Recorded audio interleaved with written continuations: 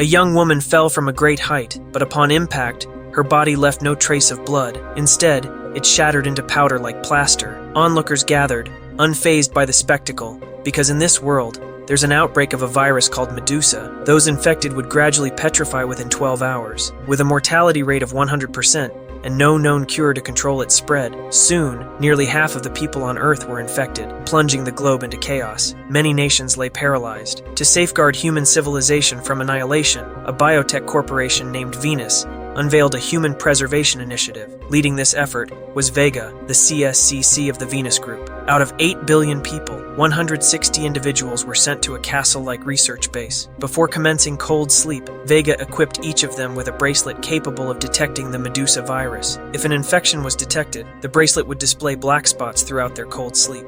The entire research facility's operations would be overseen by an artificial intelligence named Alice, so that even if all humans were destroyed, cold sleepers in the base would not be affected in any way. Once all preparations were complete, the 160 individuals donned specially tailored attire and entered the cold sleep capsules. Kasumi was assigned to the topmost capsule. As the temperature within the capsule plummeted, she swiftly drifted into a deep slumber. In her dreams, she encountered her twin sister, Shizuku, who implored her to persevere and survive. After an unknown period had passed, when Kasumi opened her eyes once more, she found her capsule inexplicably opened. She subconsciously reached for her glasses, but the spikes cut her palm. Only then did she realize that the entire research facility was covered in countless massive thorns. Just at that moment, all 160 cold sleep capsules popped open, awakening everyone inside. The eerie sight unsettled the individuals, and the loss of communication with the outside world plunged them into panic. Meanwhile, as Kasumi prepared to exit her sleep pod, a strange bird flew towards her, its sharp teeth bared, ready to attack. They followed Kasumi's finger. They discovered that the base's ceiling was the nesting ground for these monsters. The next instant, the creatures descended upon the group with bloodthirsty fangs, mercilessly tearing into the survivors. The survivors desperately fled to the elevator. Although the elevator door opened, what came after was a dark elevator shaft, and below the elevator shaft, there was a monstrous entity with a hideous giant mouth devouring the humans. Kasumi and the other survivors pulled up the old man who hadn't fallen. However, as the elevator doors began to close, the monster's tentacles reached out, instantly claiming 2 lives in their grasp. At that moment, the creatures abruptly dispersed, granting the survivors a brief respite. There were only 7 survivors left out of the original 160 people. After some communication, they decided that their first task was to go back to the ground and escape from the castle. So they started to move immediately. The dark corridors were filled with thorns. It was like a passageway to hell. But they didn't realize a colossal eye was watching their every move. Their escape route was blocked by a dark river. At this moment, several drops of liquid caught everyone's attention. It was the monster's saliva. The old man was seized by the monster, which swiftly bit down on him, then spat out its tongue, instantly severing the old man's head. The horrifying sight sent the group fleeing in terror. However, Timothy, a boy in the group, urged them not to run. He seemed to understand the creature well. Timothy explained that the monster's eyes were almost blind. It could only tell where it was by hearing. He assured them that staying quiet would keep them safe. Marco grabbed the boy and tossed him into the water, leading the rest to jump into the swift river. This risky move allowed them to narrowly escape disaster. Yet, an unexpected event unfolded. Due to her lack of swimming skills, Kasumi fainted in the passageway.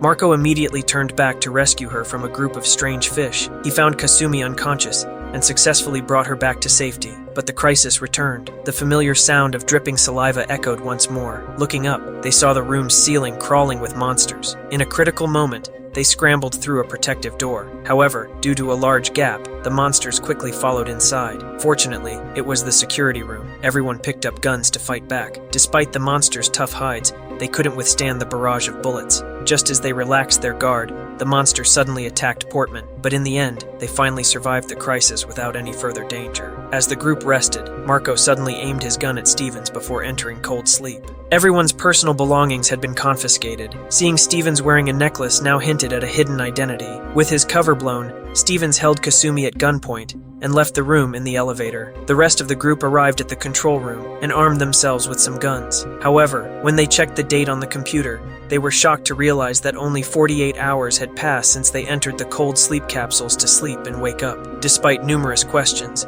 they now had to escape quickly. They tried to move silently past the monsters, but a sudden jolt caused Catherine to involuntarily scream. Alerting all the monsters to this crisis, Marco immediately shot at a fuel tank, triggering a violent explosion. that unleashed fierce flames. Meanwhile, as Kasumi woke up again, she found herself in a laboratory filled with the remains of numerous monsters. To her shock, she discovered that their awakening was orchestrated by Stevens and Marco. Stevens turned out to be the inventor of the cold sleep capsules, and the reason he did it was to find out the truth about the Medusa Virus. He also found evidence that the Medusa Virus came from Venus's bio company. Just then, a monster discovered them. In a critical moment, Stevens saved Kasumi but found himself in danger. He handed the memory card to Kasumi, revealing that it contained all the data on the Medusa Virus. With Marco's help, they managed to escape and reunite with other survivors. They sought refuge in a temporarily safe wine cellar. Marco finally disclosed his true identity. He was actually military personnel. The military suspected that the Venus group was behind everything and had sent him for a secret investigation to find a cure for the virus. However, at this very moment, the CSCC of Venus, Vega, also arrived. Facing everyone's angry questioning, he had no choice but to reveal the entire truth. It turned out that Medusa was not a virus, but a mysterious substance from aliens that bestowed evolutionary gifts upon humanity. However, human bodies couldn't withstand this enigmatic material. 8 years ago, a meteorite struck the Earth. As a result, not long ago, all the villagers in the neighborhood were petrified and died. Only a little girl survived. Vega, who was a high-ranking official at the time, was tasked with investigating. In the village, he was attacked by a peculiar creature. At first, the soldiers thought it was an alien creature. It was later discovered that the creature was a manifestation of the young girl's imagination. In fact, the girl had the ability to materialize her fantasies into reality through a certain medium, a power brought by the meteorite, which was the Medusa Virus. To verify this theory, Vega brought the girl back to the base for research and gradually uncovered the secrets of Medusa. The Medusa Virus was a cosmic organism existing long before human birth. It can force humans to evolve, but ordinary humans can't withstand it. Eventually, they can only turn to stone and die. However, the girl survived and perfectly merged with the virus, transcending humanity. Vega, desiring this power, conducted brutal experiments on the girl daily, but with no progress. The girl's mental strength began to continuously expand, even showing signs of collapse. So Vega selected 160 humans to share the girl's powerful mental energy. Together, this method proved effective, as the girl's energy fluctuations were at an all-time high. However, just as the experiment seemed successful, an unforeseen event occurred. A being with a higher mental energy dimension stole the girl's consciousness, and her mental energy began to erupt. Her cells underwent infinite fission, mutating into massive thorns and numerous monsters, annihilating everything in an instant. After recounting this, burdened by guilt, Vega chose to end his life. Just then, massive thorns suddenly emerged from the ground. Everyone immediately fled towards the passage, but was unexpectedly ambushed by a horrifying monster. Halfway through, Marco rushed forward with his gun to buy time for the others to escape. However, in the midst of chaos, Marco forgot to change the ammunition and engaged the monster in close combat. It became apparent that Marco was no match for the creature, and he was quickly overpowered. In a critical moment, Portman thrust his sword through the monster's head, saving Marco. However, he succumbed to the virus after being contaminated by the monster's blood. Upon reaching the outside, they finally saw the full extent of the castle. What was once a magnificent structure was now entirely covered in dense thorns, with countless guards' bodies haphazardly hanging from them. The 4 survivors were about to fly a helicopter to escape, but a video camera caught Kasumi's attention. To her shock, the video showed her sister Shizuku lying in agony on a stretcher, seemingly undergoing some mutation. Kasumi ran like crazy towards the castle. At this moment, Kasumi suddenly realized that the entity consuming the consciousness of the little girl was likely her sister Shizuku, and the thorns and monsters in this ancient castle were created by Shizuku after awakening her powers. Marco wanted to stop her at this point, but it was already too late. When Kasumi approached the ancient castle, massive thorns erupted violently, swirling furiously in the air, transforming into a gigantic monster in an instant. Marco initiated the helicopter to rescue Kasumi, but Catherine, holding a gun, threatened him to fly away quickly from there. However, at that moment, a thick thorn directly struck the helicopter, hurling Marco out, causing him to fall into the castle and reunite with Kasumi. Unfortunately, Catherine got infected by the virus and turned to stone, leaving Timothy as the sole survivor. Meanwhile,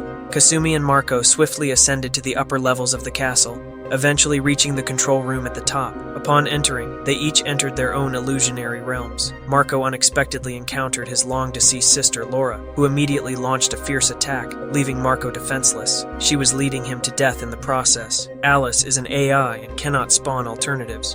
At that moment, Marco suddenly raised his pistol, aimed at his neck, and pulled the trigger because there was a chip implanted in his neck. And sure enough, as the chip shattered, Marco's illusion shattered as well. Laura was now a tangled mass of thorns. Marco deactivated Alice because Kasumi also regained consciousness. Subsequently, she finally confronted her thorn-covered sister, Shizuku, whose body had perished, but her consciousness had not dissipated. When she saw the scar on Shizuku's hand, she instantly remembered everything. It turned out that Kasumi had died long before the virus outbreak. Unable to accept her sister's death, Shizuku's mind collapsed.